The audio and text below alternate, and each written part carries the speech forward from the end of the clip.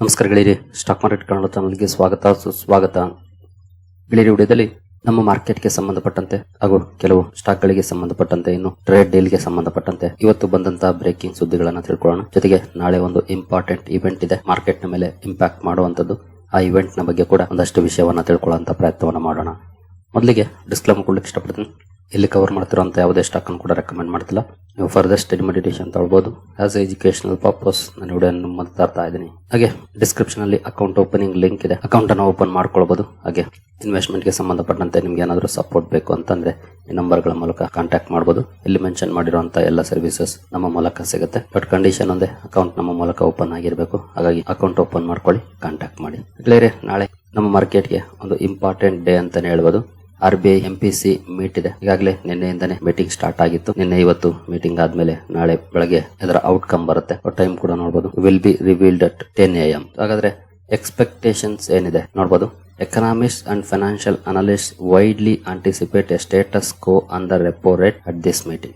After a series of aggressive rate cuts over the past year amounting 125 basis points in total, many experts believe the RBI will hold policy repo rate at 5.25%. ಅಂದ್ರೆ rate ಅಲ್ಲಿ ಯಾವುದೇ ರೀತಿಯ ಬದಲಾವಣೆಗಳು ಆಗುವಂತ chances ಕಡಿಮೆ ಅಂತ analyst expect ಮಾಡ್ತಿದ್ದಾರೆ. 5.25% ಏನಿದೆ ಅದನ್ನೇ ಕಂಟಿನ್ಯೂ ಮಾಡಬಹುದು ಅಂತ. ಜೊತೆಗೆ adopt a watch and wait approach before considering further easing. Next rate cut ಮಾಡೋದಕ್ಕೆ ಮುಂಚೆ ವೈಟ್ ಅಂಡ್ ವಾಚ್ ಪಾಲಿಸಿಗೆ ಮೂವ್ ಆಗಬಹುದು ಅನ್ನುವಂತ ಎಕ್ಸ್ಪೆಕ್ಟೇಷನ್ಸ್ ಅನ್ನ ಇಟ್ಕೊಂಡಿದ್ದಾರೆ. ಯಾಕೆ ಈ ರೀತಿ ಇರಬಹುದು? ವೈಟ್ ಅಂಡ್ ವಾಚ್ ಯಾಕೆ ಅಂತ ನೋಡೋದಾದ್ರೆ, global uncertainties, volatility in currency markets, sticky government bond yields, ಈ ಮೂರು ಮೇಜರ್ ಕಾರಣಗಳನ್ನ ಕೊಡ್ತಿದ್ದಾರೆ. ಈ ಕಾರಣದಿಂದ RBI ವೈಟ್ ಅಂಡ್ ವಾಚ್ ಮೋಡ್ಗೆ ಹೋಗಬಹುದು ಅಂತ. ಜೊತೆಗೆ ಈ ಮೀಟಿಂಗ್ 2026ರ ಮೊದಲ ಮೀಟಿಂಗ್, ಜೊತೆಗೆ ಆಫ್ಟರ್ ಯೂನಿಯನ್ ಬಜೆಟ್ 2026, ಜೊತೆಗೆ ಇಂಡಿಯಾ US ಟ್ರೇಡ್ ಡೀಲ್ ನ ನಂತರ ಬರ್ತಿರುವಂತದ್ದು. ಹಾಗೆ ಯುರೋಪಿಯನ್ ಯೂನಿಯನ್ ಟ್ರೇಡ್ ಡೀಲ್ ಕೂಡ ಆಗಿದೆ. ಎರಡು ಟ್ರೇಡ್ ಡೀಲ್ಗಳು, ಅದರಲ್ಲೂ ಇಂಪಾರ್ಟೆಂಟ್ ಟ್ರೇಡ್ ಡೀಲ್ಗಳು, ಹಾಗೆ ಬಜೆಟ್, ಎರಡು ಮೇಜರ್ ಅಥವಾ ಮೂರು ಮೇಜರ್ ಇವೆಂಟ್ ಗಳಾದ ನಂತರ ಬರ್ತಿರುವಂತ ಮೀಟಿಂಗ್. ಹಾಗಾಗಿ ಬಹಳ ಇಂಪಾರ್ಟೆನ್ಸ್ ಅನ್ನ ಪಡ್ಕೊಳ್ಳುತ್ತೆ. ಯಾಕಂದ್ರೆ ಅದರಲ್ಲೂ ಕೂಡ ಸಾಕಷ್ಟು ಬದಲಾವಣೆಗಳಾಗ್ತಾ ಇರ್ತಲ್ಲ. ಹಾಗಾಗಿ ಗ್ರೋತ್ ಮೇಲೆ ಯಾವ ರೀತಿ ಇಂಪ್ಯಾಕ್ಟ್ ಅನ್ನ RBI ಎಕ್ಸ್ಪೆಕ್ಟ್ ಮಾಡುತ್ತೆ, ಗ್ರೋತ್ ಅಲ್ಲಿ ಏನಾದ್ರು ಬದಲಾವಣೆಗಳನ್ನ ಮಾಡುತ್ತಾ, ಹಾಗೆ ಇನ್ಫ್ಲೇಷನ್ ಅಲ್ಲಿ ಏನಾದ್ರು ಬದಲಾವಣೆಗಳನ್ನ ಮಾಡುತ್ತಾ, ಇದೆಲ್ಲವೂ ಕೂಡ ಮ್ಯಾಟರ್ ಆಗುತ್ತೆ. ಹಾಗೆ ಲಿಕ್ವಿಡಿಟಿಗೆ ಸಂಬಂಧಪಟ್ಟಂತೆ ಏನ್ ನಿರ್ಧಾರಗಳನ್ನ ತಗೊಳುತ್ತೆ, ಇದೆಲ್ಲವನ್ನು ಕೂಡ ನಾವು ವಾಚ್ ಮಾಡಬೇಕಾಗುತ್ತೆ. ನಾಳೆ 10 ಗಂಟೆಗೆ ಏನ್ ಡಿಸಿಷನ್ ಬರುತ್ತೆ ಅಂತ. Overall repo rate decision may be unchanged ಆಗಿರುತ್ತೆ. Policy stance neutral versus accommodative, inflation projections, growth projections, comments on liquidity management and global risk. ನಾನು ಇವಾಗ ತಾನೆ ಹೇಳದ್ನಲ್ಲ ಯಾವೆಲ್ಲ ಪಾಯಿಂಟ್ಸ್ ಅನ್ನ ನಾವು ವಾಚ್ ಮಾಡಬೇಕು ಅಂತ. ಇವುಗಳನ್ನ ವಾಚ್ ಮಾಡಬೇಕಾಗುತ್ತೆ. ಇಲ್ಲಿ ಯಾವ ರೀತಿಯ ನಿರ್ಧಾರಗಳು ಬರುತ್ತೆ ಅದಕ್ಕೆ ತಕ್ಕಂತೆ ಮಾರ್ಕೆಟ್ ಅಲ್ಲೂ ಕೂಡ ರಿಯಾಕ್ಷನ್ ಅನ್ನ ನೋಡ್ಲಿಕ್ಕೆ ಸಾಧ್ಯ ಆಗಬಹುದು. ಹಾಗಾಗಿ ನಾಳೆ 10 ಗಂಟೆಗೆ ನಿಮ್ಮ ಗಮನ RBI MPC ಮೀಟಿಂಗ್ ನ ಔಟ್ಕಮ್ ಮೇಲೆ ಇರಲಿ. ಖಂಡಿತ ಇದು ಮಾರ್ಕೆಟ್ ಅಲ್ಲಿ ಒಂದಷ್ಟು ವೊಲಟಿಲಿಟಿಗೂ ಕೂಡ ಕಾರಣ ಆಗಬಹುದು. ಹಾಗಾಗಿ ಫೋಕಸ್ ಇಡಬೇಕಾಗುತ್ತೆ. ನಾಳೆ 10 ಗಂಟೆಗೆ ಮಾರ್ಕೆಟ್ ಈ ಇವೆಂಟ್ ನ ಮೇಲೆ ಕಣ್ಣಿಟ್ಟಿರುತ್ತೆ. ಇನ್ನು ನೆಕ್ಸ್ಟ್ ಸುದ್ದಿ ಕಡೆ ನಾವು ಬರೋದಾದ್ರೆ ನೋಡಬಹುದು. India set sail to add more trade muscle as signs FTA terms with Gulf Cooperation Council. Gulf Cooperation Council ನ ಜೊತೆ FTA ಟರ್ಮ್ಸ್ ಗೆ ಸೈನ್ ಹಾಕಿದೆ.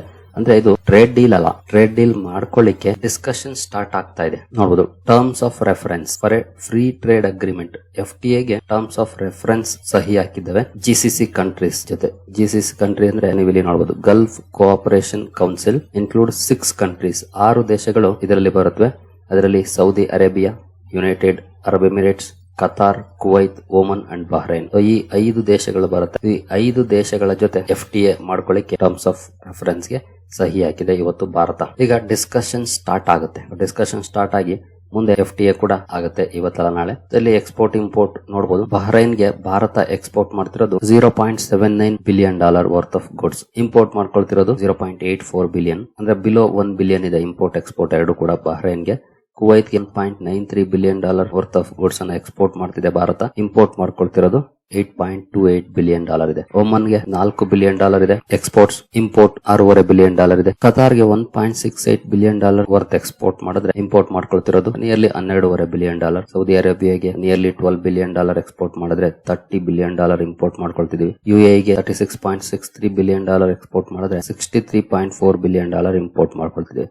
ಅಂದ್ರೆ ಇದೆಲ್ಲವೂ ಕೂಡ ಇಂಪೋರ್ಟ್ ಸರ್ಪ್ಲಸ್. ನಾವು ಕಡಿಮೆ ಎಕ್ಸ್ಪೋರ್ಟ್ ಮಾಡ್ತಿದೀವಿ, ಜಾಸ್ತಿ ಇಂಪೋರ್ಟ್ ಮಾಡ್ಕೊಳ್ತಿದೀವಿ. ಮೇಜರ್ ಆಗಿ ಇಲ್ಲಿ ಎಕ್ಸ್ಪೋರ್ಟ್ ಇಂಪೋರ್ಟ್ ನಡೀತಾ ಇರೋದು ನೋಡಬಹುದು. ನಾವು GCC ಕಂಟ್ರೀಸ್ ಇಂದ ಇಂಪೋರ್ಟ್ ಮಾಡ್ಕೊಳ್ತಿರೋದು crude oil and natural gas, petrochemicals and fertilizers, metals and minerals ಇವುಗಳನ್ನ ನಾವು ಜಾಸ್ತಿ ಅಲ್ಲಿಂದ ಇಂಪೋರ್ಟ್ ಮಾಡ್ಕೊಳ್ತಿದ್ವಿ. ನಾವು ಎಕ್ಸ್ಪೋರ್ಟ್ ಮಾಡ್ತಿರೋದು ರಿಫೈನ್ಡ್ ಪೆಟ್ರೋಲಿಯಂ ಪ್ರಾಡಕ್ಟ್ಸ್ ಅನ್ನ ಎಕ್ಸ್ಪೋರ್ಟ್ ಮಾಡ್ತಿದ್ವಿ. Gems and jewellery, engineering and electronics, agricultural commodities, chemicals and textiles ಇವುಗಳನ್ನ ಎಕ್ಸ್ಪೋರ್ಟ್ ಮಾಡ್ತಾ ಇದ್ವಿ. FTA ಆಯ್ತು ಅಂದ್ರೆ ಇಲ್ಲಿ ಮೇಜರ್ ಆಗಿ ಇಲ್ಲಿ ಕಾನ್ಸಂಟ್ರೇಟ್ ಮಾಡ್ತಿರೋದೇನು ಅಂತಂದ್ರೆ ಎನರ್ಜಿ ಹಾಗೂ ಫುಡ್ ಸೆಕ್ಯೂರಿಟಿ. ನಮಗೆ ಅವರು ಎನರ್ಜಿಯನ್ನ ಕೊಡೋದು, ನಾವು ಅವ್ರಿಗೆ ಫುಡ್ ರಿಲೇಟೆಡ್ ನೋಡಬಹುದು. ಅಗ್ರಿಕಲ್ಚರಲ್ ಕಮಾಡಿಟೀಸ್ ಏನಿದೆ, ರೈಸ್, ಅದರಲ್ಲಿ especially basmati, meet, fish, spices and tea, food security ನಾವು ಕೊಡೋದು. ಈ ರೀತಿಯಾಗಿ ಒಪ್ಪಂದಗಳು ನಮಗೆ ಎನರ್ಜಿ ಸೆಕ್ಯೂರಿಟಿ ತುಂಬಾನೇ ಮ್ಯಾಟರ್ ಆಗುತ್ತೆ, ಯಾಕಂದ್ರೆ ನಾವು ಜಾಸ್ತಿ ಕ್ರೂಡ್ ಅನ್ನ ಇಂಪೋರ್ಟ್ ಮಾಡ್ಕೊಳ್ಳೋದ್ರಿಂದ. ಹಾಗಾಗಿ ನಮಗೂ ಕೂಡ ಒಂದಷ್ಟು ಬೆನಿಫಿಟ್ಸ್ ಇರುತ್ತೆ, ಅವ್ರಿಗೂ ಕೂಡ ಒಂದಷ್ಟು ಬೆನಿಫಿಟ್ಸ್ ಇರುತ್ತೆ. ಜೊತೆಗೆ ಅಗೇನ್ ಇಲ್ಲಿ ಕೆಮಿಕಲ್ಸ್ ಅಂಡ್ ಟೆಕ್ಸ್ಟೈಲ್ಸ್ ಕೂಡ ಬರುತ್ತೆ, ಅವ್ರಿಗೂ ಕೂಡ ಈ ಡೀಲ್ ಆದ್ರೆ ಒಂದಷ್ಟು ಬೆನಿಫಿಟ್ಸ್ ಇರುತ್ತೆ. ಜೊತೆಗೆ ಈ FTA ಕೂಡ ತುಂಬಾ ದಿನದಿಂದ ಲಾಂಗ್ ಪೆಂಡಿಂಗ್, ತುಂಬಾ ದಿನದಿಂದ ಸಾಕಷ್ಟು ಡಿಸ್ಕಷನ್ಸ್ ಆಗಿದೆ, ಬಟ್ ಇಲ್ಲಿವರೆಗೂ ಫೈನಲ್ ಆಗಿಲ್ಲ. ಮೇ ಬಿ ಇವಾಗ ಫೈನಲ್ ಆಗಬಹುದು, ಬಟ್ ಅದಕ್ಕೂ ಕೂಡ ಒಂದಷ್ಟು ಸಮಯವನ್ನ ತಗೊಳುತ್ತೆ. ಈಗ ಜಸ್ಟ್ ಡಿಸ್ಕಷನ್ಸ್ ರೀಸ್ಟಾರ್ಟ್ ಆಗ್ತಾ ಇದೆ, ನೋಡೋಣ ಎಷ್ಟು ಬೇಗ ಕಂಪ್ಲೀಟ್ ಆಗುತ್ತೆ ಅಂತ. ಕಂಪ್ಲೀಟ್ ಆದ್ರೆ ಖಂಡಿತ ಒಂದಷ್ಟು ಸೆಕ್ಟರ್ಸ್ ಗೆ ನಮಗೆ ಬೆನಿಫಿಷಿಯಲ್ ಆಗುತ್ತೆ. ಎಸ್ಪೆಷಲಿ ನಾವೀಗ ನೋಡಿದ್ವಲ್ಲ ಯಾವೆಲ್ಲ ಸೆಕ್ಟರ್ಸ್ ಅಂತ, ಅಂದ್ರೆ ಎಕ್ಸ್ಪೋರ್ಟರ್ಸ್, ನಾವೇನ್ ಎಕ್ಸ್ಪೋರ್ಟ್ ಮಾಡ್ತಿದೀವಿ ಅಂತ ನೋಡಿದ್ರೆ ಅದೇ sectors. Gems and jewellery, food related, chemicals and textiles, even refined petroleum products ಅನ್ನು ಕೂಡ ಎಕ್ಸ್ಪೋರ್ಟ್ ಮಾಡ್ತಾ ಇದ್ವಿ. ಅಲ್ಲಿಂದ ಕ್ರೂಡ್ ಅನ್ನ ತಗೊಂಡು ಇಲ್ಲಿಂದ ರಿಫೈನ್ ಮಾಡಿ ಕಳಿಸ್ತಾ ಇದ್ವಿ. ಆ ಸೆಕ್ಟರ್ ಅಲ್ಲಿ ಕೆಲಸ ಮಾಡುವಂತ ಕಂಪನೀಸ್ಗೆ ಇದು ಲಾಭವನ್ನ ತರುತ್ತೆ. ನಂತರ ಇಂಡಿಯಾ US ಟ್ರೇಡ್ ಡೀಲ್ ಗೆ ಸಂಬಂಧಪಟ್ಟಂತೆ ಇವತ್ತು ಹಲವು ಸುದ್ದಿಗಳು ಬಂದಿದ್ದಾವೆ, ನೋಡಬಹುದು. India US trade deals next big reveal is coming in 4-5 days with joint statement. ಮುಂದಿನ 4-5 ದಿನಗಳಲ್ಲಿ ಎರಡು ದೇಶಗಳ ಕಾಮರ್ಸ್ ಸೆಕ್ರೆಟರಿಗಳಿಂದ ಅಥವಾ ಕಾಮರ್ಸ್ ಮಿನಿಸ್ಟರ್ಗಳ ಕಡೆಯಿಂದ ಜಾಯಿಂಟ್ ಸ್ಟೇಟ್ಮೆಂಟ್ ಬರಬಹುದು ಅಂತ ಹೇಳ್ತಿದ್ದಾರೆ. ಮೇ ಬಿ ಮುಂದಿನ ವಾರದಲ್ಲಿ ಇದು ಕೂಡ ಬರುತ್ತೆ. ಒನ್ಸ್ ಜಾಯಿಂಟ್ ಸ್ಟೇಟ್ಮೆಂಟ್ ಬಂದ್ರೆ ಒಂದಷ್ಟು ಕ್ಲಾರಿಟಿ ಸಿಗುತ್ತೆ, ಯಾವೆಲ್ಲ ಸೆಕ್ಟರ್ ಗೆ ಅನುಕೂಲಗಳು ಇನ್ನೂ ಹೆಚ್ಚಿನದಾಗಿ ಆಗುತ್ತೆ, ಹಾಗೆ ಏನೆಲ್ಲ ಬೆನಿಫಿಟ್ ಅನ್ನು ಅವ್ರಿಗೆ ನಾವು ಕೊಡ್ತಿದೀವಿ, ನಾವು ಕೊಡೋದ್ರ ಜೊತೆಗೆ ನಮ್ಗೆ ಏನ್ ಸಿಗ್ತಿದೆ ಇದೆಲ್ಲವೂ ಕೂಡ ಗೊತ್ತಾಗುತ್ತೆ. ಯಾಕಂದ್ರೆ ಈಗ ಜಸ್ಟ್ ರೆಸಿಪ್ರೋಕಲ್ ಟ್ಯಾರಿಫ್ ಹಾಗೂ ರಷ್ಯನ್ ಆಯಿಲ್ ಇಂಪೋರ್ಟ್ ನ ಮೇಲೆ ಹಾಕಿದಂತ 25% ಟ್ಯಾರಿಫ್ ಅನ್ನ ರೆಡ್ಯೂಸ್ ಮಾಡಿದ್ದಾರೆ, ಕಡಿಮೆ ಮಾಡಿದ್ದಾರೆ, ಅಥವಾ 25% ತೆಗೆದು ಇನ್ನು ರೆಸಿಪ್ರೋಕಲ್ ಇದ್ದನ್ನ 25 ಇದ್ದನ್ನ 18 ಮಾಡಿದ್ದಾರೆ. ಬಟ್ ಇಲ್ಲೂ ಕೂಡ ಟ್ರೇಡ್ ಡೀಲ್ ಫೈನಲೈಸೇಷನ್ ಅಲ್ಲ, ಬಟ್ ಇದು ಕೂಡ ಇನ್ನು ನೆಕ್ಸ್ಟ್ ಲೆವೆಲ್ ಹೋಗ್ತಾ ಇದೆ. ಸದ್ಯದ ಮಟ್ಟಿಗಂತೂ ಖಂಡಿತ ದೊಡ್ಡ ರಿಲೀಫ್ ನಮಗೆ ಸಿಕ್ಕಿದೆ. ಮುಂದುವರೆದು ಬರುವಂತ ಅಪ್ಡೇಟ್ ಗಳು ಕೂಡ ಬಹಳ ಇಂಪಾರ್ಟೆಂಟ್ ಆಗುತ್ತೆ. ನೋಡಬಹುದು, India US trade deal in final stages of detailing opens up new phase of bilateral ties. AM Jaishankar, external affairs minister Jaishankar ಅವರು ಹೇಳಿರುವಂತದ್ದು, ಹೊಸ ಬೈಲಾಟ್ರಲ್ ಟೈಸ್ ನ ಫೇಸ್ ಅನ್ನ ಓಪನ್ ಮಾಡುತ್ತೆ ಈ ಟ್ರೇಡ್ ಡೀಲ್ ಅಂತ ಹೇಳಿದ್ದಾರೆ. ಹಾಗೆ ಪಿಯೂಷ್ ಗೋಯಲ್ ಅವರು ಒಂದು ಸ್ಟೇಟ್ಮೆಂಟ್ ಅನ್ನು ಕೊಟ್ಟಿದ್ದಾರೆ. ನೋಡಬಹುದು, India US first tranche trade deal eyed by mid March, tariffs may drop next week, says Goyal. ನಾನು ಈ ಹಿಂದಿನ ಕೂಡ ಈ ಸುದ್ದಿಗಳನ್ನ ಕವರ್ ಮಾಡಿದ್ದೀನಿ. ಭಾರತ ಹಾಗೂ ಅಮೆರಿಕದ ಜೊತೆ ಒಂದೇ ಇದರಲ್ಲಿ ಟ್ರೇಡ್ ಡೀಲ್ ಆಗುವಂತ ಸಂಭವಗಳು ಕಡಿಮೆ ಅಂತ, ಟ್ರಾನ್ಸೆಸ್ ಅಲ್ಲೇ ಹೋಗಬಹುದು ಅಂತ. ಯಾಕಂದ್ರೆ ಎಲ್ಲಿ ಸಾಕಷ್ಟು ಸಮಸ್ಯೆಗಳಿದೆ ಅಂತ ಸೆಕ್ಟರ್ಸ್ ಅನ್ನ ಹೊರಗಿಟ್ಟು ಸಮಸ್ಯೆಗಳು ಇಲ್ಲದೆ ಇರೋನ ಬೇಗ ಮಾಡ್ಕೊಳ್ತಾರೆ ಅಂತ, ಮಿಡ್ ಮಾರ್ಚ್ ಅಲ್ಲಿ ಆಗ್ಬಹುದು ಅಂತ ಹೇಳ್ತಿದ್ದಾರೆ. ನೋಡೋಣ ಎಷ್ಟು ಬೇಗ ಆಗುತ್ತೆ ಅಂತ. ಬಟ್ ನಮಗೆ ರಿಲೀಫ್ ಅಂತೂ ಸಿಕ್ಕಿದೆ. 50% ಇಂದ 18% ಗೆ ಟ್ಯಾರಿಫ್ ಬಂದು ಇನ್ನು ಫರ್ದರ್ ಟ್ರೇಡ್ ಡೀಲ್ ಆಗಿ ಆ 18% ಇನ್ನೂ ಕೆಳಗಡೆ ಬಂದ್ರೆ ಅದು ಇನ್ನೂ ಬಿಗ್ ಪಾಸಿಟಿವ್ ಆಗುತ್ತೆ ನಮ್ಗೆ. ನೋಡೋಣ, ಅದಕ್ಕೆ ಸಮಯ ಬೇಕು, ಎಷ್ಟು ದಿನನೇ ಕಾದಿದೀವಿ, ಅದಕ್ಕೂ ಕಾಯೋಣ.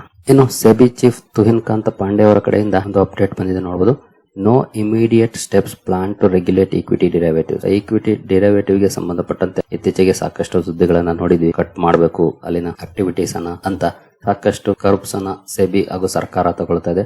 ಅದೇ ಪ್ರಯತ್ನದ ಭಾಗವಾಗಿ STT ಅನ್ನು ಕೂಡ ಜಾಸ್ತಿ ಮಾಡಿದ್ರು. ಸದ್ಯದ ಮಟ್ಟಿಗೆ ಯಾವುದೇ ರೀತಿಯ ಇಮಿಡಿಯೇಟ್ ಸ್ಟೆಪ್ಸ್ ನಮ್ಮ ಹತ್ರ ಪ್ಲಾನ್ ಮಾಡಿಲ್ಲ ಅನ್ನುವಂತ ಮಾತನ್ನ ಹೇಳಿದ್ದಾರೆ. May be capital market related stock ಗಳಿಗೆ ಸ್ವಲ್ಪ ಉಸಿರಾಡಕ್ಕೆ ಸಮಯ ಸಿಕ್ಕಿದೆ ಅಂತ ಹೇಳ್ಬೋದು. ಬಟ್ ಯಾವಾಗ ಬೇಕಾದ್ರೂ ಬೇರೆ ಸುದ್ದಿಗಳು ಬರಬಹುದು, ನೋಡೋಣ ಕಾದು. ಇನ್ನು ನೆಕ್ಸ್ಟ್ ಸುದ್ದಿ ಕಡೆ ಬರೋದಾದ್ರೆ IT ಸೆಕ್ಟರ್ ಗೆ ಸಂಬಂಧಪಟ್ಟಂತೆ easy jobs are gone, Ramesh Damani ಅವರು ಹೇಳಿರುವಂತದ್ದು. Ramesh Damani warns AI boom could kill entry level tech placements.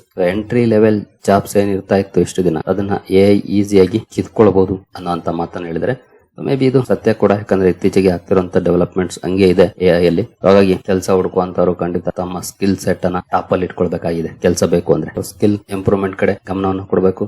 Even educational institutes ಕೂಡ ಆ ನಿಟ್ಟಿನಲ್ಲಿ ದೊಡ್ಡ ಮಟ್ಟದಲ್ಲಿ ಕೆಲಸವನ್ನ ಮಾಡಬೇಕಾಗಿದೆ. ತಮ್ಮ ಸ್ಟೂಡೆಂಟ್ಸ್ ಗೆ ಪ್ಲೇಸ್ಮೆಂಟ್ಸ್ ಆಗ್ಬೇಕು ಅಂದ್ರೆ. ಎಷ್ಟು ದಿನ ಹೆಂಗೋ ಎಂಟ್ರಿ ಲೆವೆಲ್ ಜಾಬ್ ಯಾವ್ದೋ ಸಿಗ್ತಾ ಇತ್ತು, ನಡೀತಾ ಇತ್ತು. ಬಟ್ ಇನ್ನು ಮುಂದೆ ಕಷ್ಟ ಇದೆ ಖಂಡಿತ ಈ ಸೆಗ್ಮೆಂಟ್ ಅಲ್ಲಿ. ಇನ್ನು ಬಿಟ್ ಕಾಯಿನ್ ಅಲ್ಲಿ ಒಂದಷ್ಟು ಡೌನ್ ಫಾಲ್ ಇದೆ. ನೋಡಬಹುದು, Bitcoin falls below $70,000 as market faces a crisis of faith. Bitcoin ಖಂಡಿತ ಅಷ್ಟು ಸೂಕ್ತ ಇನ್ವೆಸ್ಟ್ಮೆಂಟ್ ವೆನ್ಯೂ ಅಲ್ಲ. ತುಂಬಾ ಜನ ಹೂಡಿಕೆಯನ್ನ ಮಾಡಿದ್ದಾರೆ. 2020 ನಂತರ ಒಳ್ಳೆ ಪರ್ಫಾರ್ಮೆನ್ಸ್ ಅನ್ನು ಮಾಡಿ ಒಳ್ಳೆ ಲಾಭವನ್ನು ಕೂಡ ಕೊಟ್ಟಿದೆ.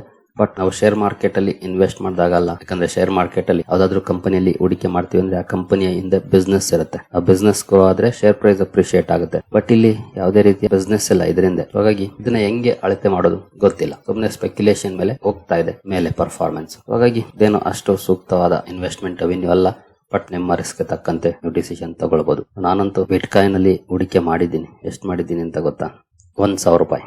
ಅದು ಬಿಟ್ಕಾಯಿನ್ 0 ಆದ್ರೂ ನನಗೇನು ಸಮಸ್ಯೆ ಇಲ್ಲ. ರಾಕೆಟ್ ತರ ಮೇಲೆ ಹೋದ್ರೂ ಸಮಸ್ಯೆ ಇಲ್ಲ. ರಾಕೆಟ್ ತರ ಮೇಲೆ ಹೋದ್ರೂ ನನಗೇನು ಅಲ್ಲಿಂದ ಜಾಸ್ತಿ ರಿಟರ್ನ್ ಸಿಗಲ್ಲ. ನನಗೆ ಗೊತ್ತಿದೆ ಅದು. 0 ಆದ್ರೂ ನನಗೇನು ಸಮಸ್ಯೆ ಇಲ್ಲ. 1,000 ಎಷ್ಟು ಡಿಫರೆನ್ಸ್ ಆಗುತ್ತೆ. ಬೆಳೆದಿದೆ ಸ್ವಲ್ಪ, ಹಂಗಂತ ಬೆಳೆದಿದೆ ಅಂತ ನೋಡ್ಬಿಟ್ಟು ಮತ್ತೆ ಒಂದಷ್ಟಂತೂ ಹಾಕಲ್ಲ. ಸುಮ್ನೆ ಅನುಭವಕ್ಕೆ ಹಾಕಿದ್ದೀನಿ. ನೋಡೋಣ ಮುಂದೆ ಏನಾದ್ರೂ ಪರಿಸ್ಥಿತಿಗಳು ಬದಲಾಗಬಹುದು. ಯಾರಿಗ್ ಗೊತ್ತು. ಇವತ್ತಿರುವಂತ ಯೋಚನೆ ಮೇ ಬಿ 1 ವರ್ಷ ಆದ್ಮೇಲೆ ಬೇರೆ ತರ ಸಿಚುಯೇಷನ್ ಇರಬಹುದು. ಇಲ್ಲಿ ಬೇರೆ ಬೇರೆ ಪರಿಸ್ಥಿತಿಗಳು ಬಂದಿರಬಹುದು. ಆಗ ನೋಡೋಣ. ಯಾಕಂದ್ರೆ ನಾವು ಓಪನ್ ಅಪ್ ಇಟ್ಕೊಂಡಿರ್ತೀವಿ, ಯಾವ್ದನ್ನು ಕ್ಲೋಸ್ ಮಾಡೋದಿಲ್ಲ.